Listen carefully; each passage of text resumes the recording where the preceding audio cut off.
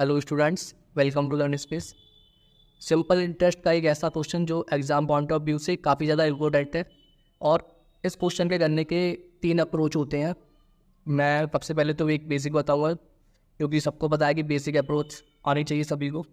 और जो second method मेरे पास है वो एलिगेशन है। एक थर्ड मेथड जो है ना वो एक ट्रिक है।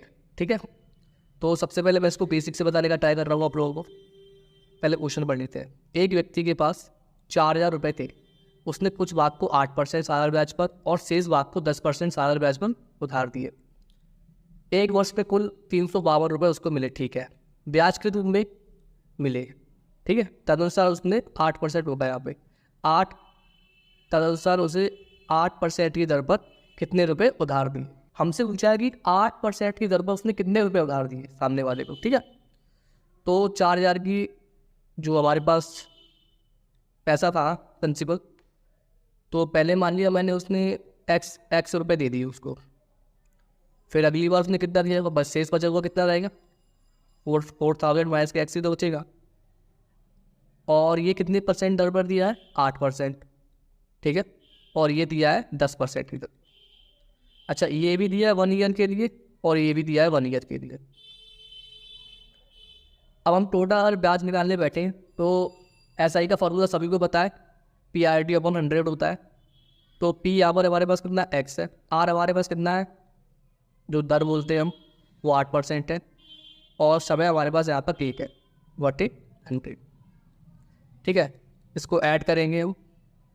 अब यहाँ पर हमारे पास प्रिंसिपल कितना है 4,000 माइनस के X।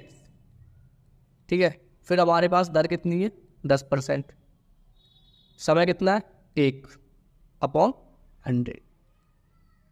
टोटल हमारे पास जो ब्याज दे रखा था वो ये दे रखा था 352। तो 352 हमारे पास टोटल ब्याज है। अब इसको अगर सॉल्व करेंगे ना, अगर मैंने 100 कॉमन लेके करके दिखाता हूँ मैं। 100 अगर मैंने कॉमन ले लिया यहाँ से नीचे से, दोनों ओर से हो जाएगा कॉमन, 8x बचेगा ऊपर। ठीक है, इसका अगर मैं गुणा करूँगा ना 10 का 4,000 में, तो ये 40,000 आ जाएगा माइनस के 10x। ठीक है, बराबर के जो ब्याज हमें दे रखा है 352 मैंने सेम लिख दिया। अब इसको सॉल्व करेंगे तो 8x प्लस 40,000 माइनस के 10x बराबर के, अब जो ये ब्याज जो है ना 352 और इसमें 100 का ये वाली क्रॉस मल्टीप्लाई होगी ऊपर चले जाएंगे। ठीक है ना, अब अगर यहाँ से मैं वैल्यू निकालूंगा ना तो यहाँ से बचेगा कितना 2x ही तो बचेगा ना हमारे पास।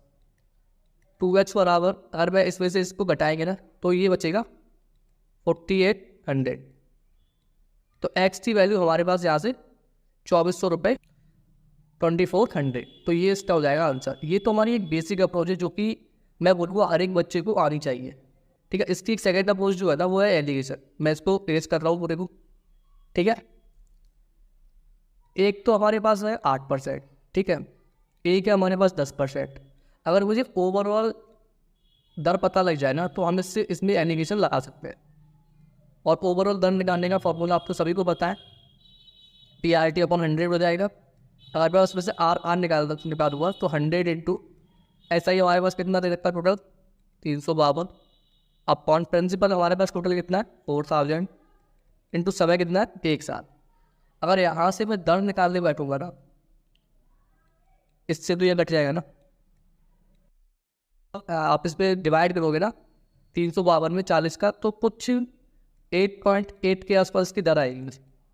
नहीं तो आप इधर अपना डिवाइड करके देख लेगा।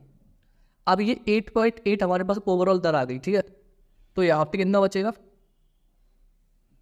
1.2 और इस तरफ कितना बचेगा 0.8।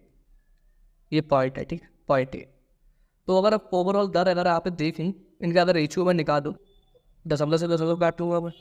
ठीक है, तो ये 3:2 हमारी ये रेशियो आ जाएगा। ठीक है, अब ये टोटल कितना हो गया 5। टोटल जो हमारे पास प्रिंसिपल हो गया ना वो 5। अगर 5 की वैल्यू हमारे पास में 5 की वैल्यू 4,000 दे रखी है तो एक की वैल्यू कितनी आ जाएगी 4,000/5। और हमसे पूछी किसकी है 8 की। यहाँ पे जो 8 मैंने बोला था ना ये 8 है, हमसे पूछिए 8 की, तो 8 हमारे पास यही तो है ना। तो 8 का रेशियो हमारे पास कितना आ जाएगा, ये 8 का रेशियो जो अगर देखूंगा ना तो ये 3 है ना, तो 3 की वैल्यू हमसे पूछिए 3 की वैल्यू, ठीक है। तो 3 की वैल्यू हमारे पास कितनी आ जाएगी, 4000 बटा 5 इंटू 3, 5 से काटेंगे 8 बार, तो ये आ जाएगा हमारा था 2400 आंसर, ठीक है। एक ये जो अप्रोच थी ना एलिगेशन, आप इस क्वेश्चन को इस तरीके से भी कर सकते हैं, ठीक है। अब मैं एक लास्ट थर्ड अप्रोच जो बताने वाला हूँ वो एक ट्रिक है, मतलब आप ट्रिक बोल सकते हो, और काफ़ी ज़्यादा अच्छी है। अब एक लास्ट थर्ड मेथड जो मैं बताने वाला हूँ काफ़ी ज़्यादा इम्पोर्टेंट है और सही से समझना, क्योंकि इस मेथड को सीखने में आपको तो हो सकता है कि एक बार में समझ में ना आए, आप 2-3 बार देखोगे तो आपको समझ में आ जाएगा। पहला जो ब्याज है ना वो 8% पे लग रहा है, ठीक है। फिर ब्याज की दर जो है वो 10% है। अब मुझसे पूछा है ना 8 है, ठीक है, गलती हो जा रही है मेरे बात, ये 8% पे मुझसे पूछा है, ठीक है, क्वेश्चन में 8% है। 8% पे मुझसे पूछा है, तो क्यों ना मैं 10% पे दोनों को बराबर कर दूँ, जानबूझकर मैं क्यों ना 10% पे अगर दोनों को मैं बराबर कर दूँ। तो यहाँ पे जो गलती हुई ना, और 10% पे जब बराबर किया है तो यहाँ पे मेरे से गलती कितनी हो गई, 2% की आपसे गलती होगी 1 साल पे, वार्षिक ही हुआ था, और 2% की उससे 1 साल में मुझसे जो गलती हुई है, और उस गलती पर 352 रुपये जो ब्याज मिला है। अच्छा, मैं अगर इसका भी 10% निकाल दूँगा पूरे का, 4000 रुपये, अगर मैं 10%, जब मैंने 10% मान लिया, क्योंकि 8 का तो काम करेगा नहीं एक ईयर पर, तो ये टोटल कितना आ जाएगा भैया, ब्याज कितना आ जाएगा हमारे पास 400। अच्छा, 400 हमारे पास ब्याज आ गया टोटल। 400 से ये कब कितना है, 400 से और इसमें 352 में जो डिफरेंस है ना वो कितने का, 48 का, ठीक है, 48 का डिफरेंस है। और जब हमारे पास 2% की मैं गलती कर रहा हूँ 1 साल पर, 2% की गलती कर रहा हूँ मैं 1 साल पर, तब 48 का डिफरेंस आ गया, तो 2% की जो वैल्यू है ना हमारे पास वो 48 आ गई। अगर मैं 100% की निकालने बैठूँ, और जो 100% हमारे पास होगा ना इंटू 100, तो आप देख पा रहे हो यहाँ से अगर आप काटोगे ना तो 24, तो 2400 रुपये हमारे पास टोटल जो ब्याज होगा ना 8% की दर पर हमारे पास 2400 रुपये। तो उसको सीखने में हो सकता है आप लोगों को टाइम भी लगे, क्योंकि इस अप्रोच को हर कोई टेकन नहीं कर सकता। जैसे अगर यहाँ पे अभी लिखा होता 10% की दर पर आपने कितने रुपये उधार दिए, तो मैं इन दोनों 8% पे मान लेता। अगर यहाँ पर लिखा है 8% पे मुझसे पूछा है तो मैं 10% मानूंगा, क्योंकि ठीक मैं उल्टा मानूंगा उसका।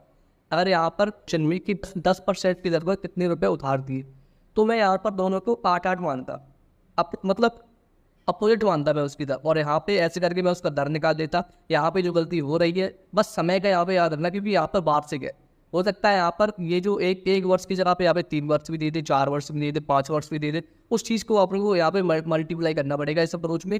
और बाकी का ये जो मेथड है ना काफ़ी बेस्ट मेथड है, आप अगर इसको सही तरीके से करोगे ना तो इस क्वेश्चन को करने में 20-30 सेकेंड से कम नहीं लगेगा। मतलब इसके अंडर में आप करना चाहोगे ना तो बहुत स्पीड में इस तरीके से क्वेश्चन का आंसर निकलेगा।